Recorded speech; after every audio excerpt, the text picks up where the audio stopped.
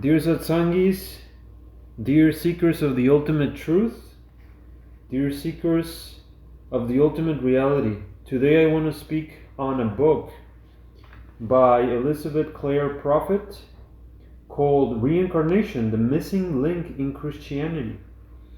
We're living in a time in our Western culture, here in the West, in America, in Europe, where we're experiencing so much cultural deficiency, so much of a shock from all kinds of different developments, from what was the whole Enlightenment project of rationalism and scientism. It is coming to a head, and the culture is really suffering because of a lack of spiritual foundations in our culture, of spiritual ideas, spiritual values.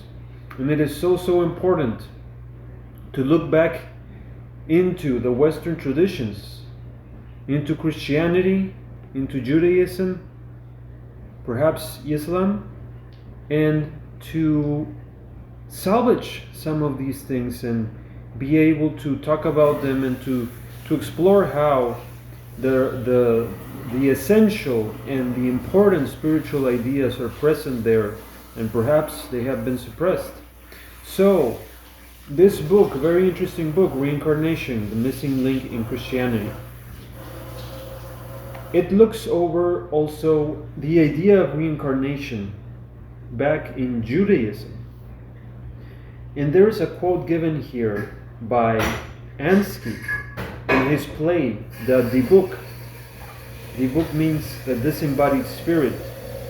So this Jewish playwright gives this quote: "If a person dies before his time, what happens to his unlived life, his joys and his sorrows, the ideas he did not have time to develop, the deeds he had no chance to do? A human life cannot be lost. When a person dies before his time, his soul returns to complete the span of life which he was giving on earth, to finish the work he began, to feel the joys and sorrows he did not live to know." This reminds me of what our beloved Ishwar Puriji taught us, that the souls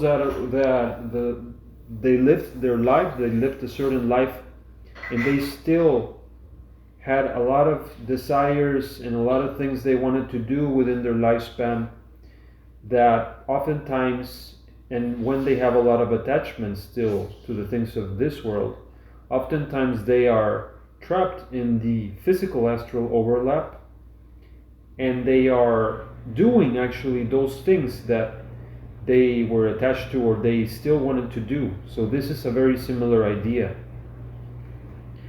And this particular chapter 5 in this great book, it speaks of how we actually, when we see a certain type of traditional, of conservative Jewish people, even walking sometimes down the street, you can see, depending where you are, the Hasidic Jews that have a certain kind of dress, kind of almost, you can say, a uniform, where they are wearing like a black suit and a white shirt, and they have a particular kind of hat.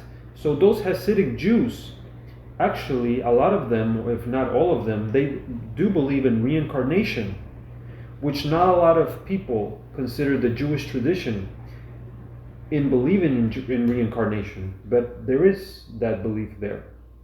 And the belief in reincarnation in Judaism is something that 100% of the times is associated with those individuals within the Jewish tradition that are doing mysticism and doing the Kabbalah, different kinds of Kabbalistic streams and traditions that engage in different kinds of spirituality, mysticism, types of meditation.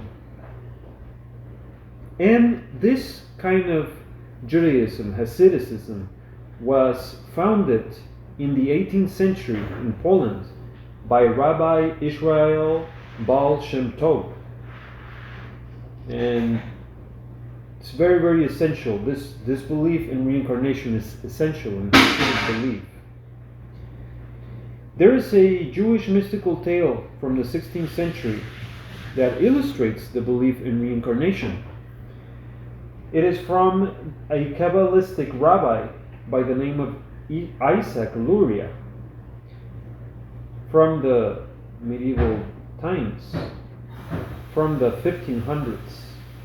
And he once showed his students a stone in a wall in which he said there was a soul imprisoned.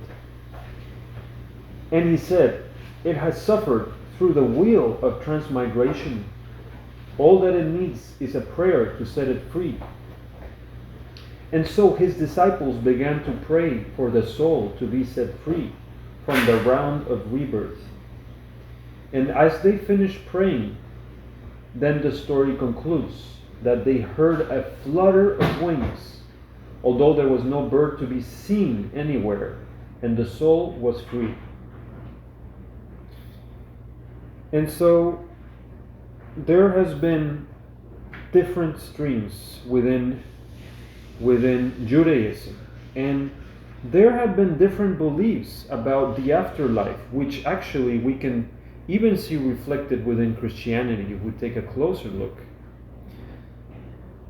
The first view that exists in Judaism about the afterlife is really not having to consider any kind of different place than this world, any kind of heaven or anything like that, or an underworld.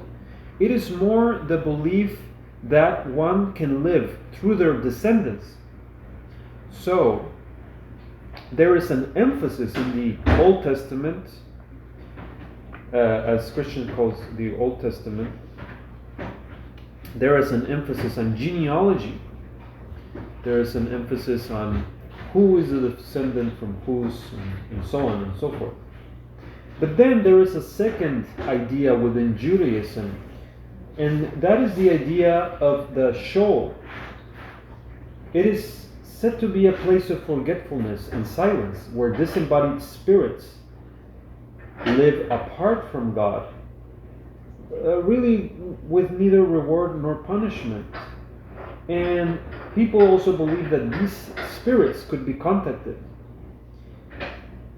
And an example of this is when King Saul asked the witch of Endor to conjure up the spirit of the prophet Samuel. And there is a third belief, and that belief is that of the resurrection. And this involves that the bodies of the dead will rise at some time in the future. And even at the time of Jesus Christ, there was this idea present where different ideas about how the resurrection could be possible and how it would happen. And then there is a fourth belief about the afterlife, and that is reincarnation.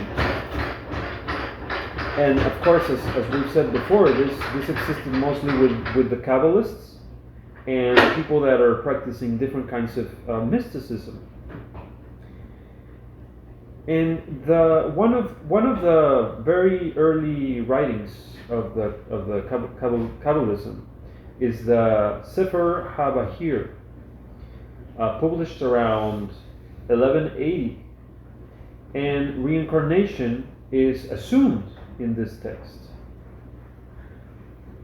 And so even in this Bahir, when they are interpreting the Old Testament, it tells us how the biblical term generations can be replaced by the word incarnations. So there is a whole reinterpretation of the Old Testament, and this whole emphasis on genealogy is actually interpreted as being reincarnations that are happening. And this, of course, if we think of our master's master, Baba Sawan Singhji, when someone asked him about, well, they say that once you're initiated, then 7 generations after that person, not even that person obtains salvation, ultimately obtains salvation after initiation, but that when a perfect living master initiates you, even 7 generations of your lineage, of your genealogy, will obtain enlightenment, will obtain liberation. And so this idea, when presented to Baba Sawansing, somebody asked him, well, is this idea of the 7 generations, does it mean 7 generations below, or the seven generations preceding? So is it going to be my children, my grandchildren, and so on, or is it going to be my grandfather and all my ancestors? And upon this question, Baba Sawansing laughed and said, they're all the same. They're the same people coming back. So this reminds me of that. How this Kabbalistic interpretation of the Old Testament, these generations keep having incarnations and incarnations and so on and so forth. So even one text that is actually accepted within Christianity, the Wisdom of Solomon, and this text is actually not accepted by Protestants, but it is accepted by Catholics and by Orthodox Christians, Eastern Orthodox Christians. They do accept this book of the Wisdom of Solomon, and this book alludes to this reality of reincarnation. He writes, I was indeed a child well endowed, having had a noble soul fall to my lot, or rather, being noble, I entered an undefiled body. So interesting, it is saying that I was indeed a child well endowed, having had a noble soul fall to my lot.